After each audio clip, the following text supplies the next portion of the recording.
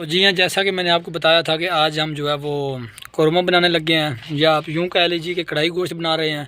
तो सबसे पहले यहाँ पे आप मुर्गी का जो है चिकन है, और यहाँ पे प्याज और ये साथ ही टमाटर हैं। उसके बाद यहाँ पे इन्होंने कोई हरी मिर्चें वगैरह और लहसुन वगैरह इसके अंदर है।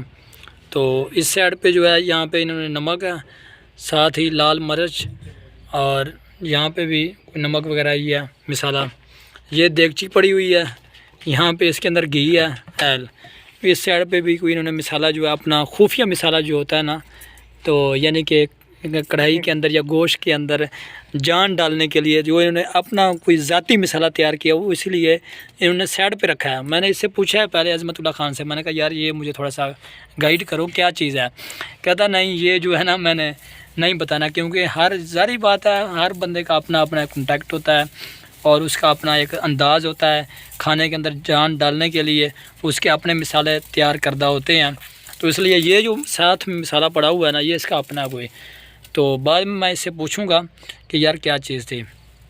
तो अभी यहाँ पे जो है ये आग वगैरह जलाने लगे हैं।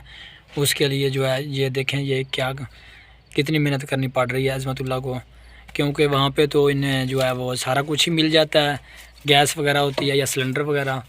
तो ये गाँव है, इस इधर गैस तो नहीं है, अलबत्ता सिलेंडर आप यूज़ कर सकते हैं अगर आपके पास हो तो लेकिन हम जो है यहाँ पे जो है ना देसी खाना और देसी चीज़ यानी कि आग के ऊपर, और साथ में जो है ये चुल वगैरह इसे बोलते हैं, ठीक है।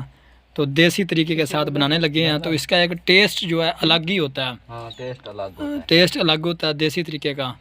तो अभी बना रहे हैं और जैसे ही तैयार होती है तो इंशाल्लाह आपको वो भी चेक कराएंगे। तो ये वीडियो हमारी लाजमी देखें, वीडियो को स्किप बिल्कुल नहीं करना, और आगे अपने दोस्तों के साथ शेयर भी लाजमी कर दिया करें।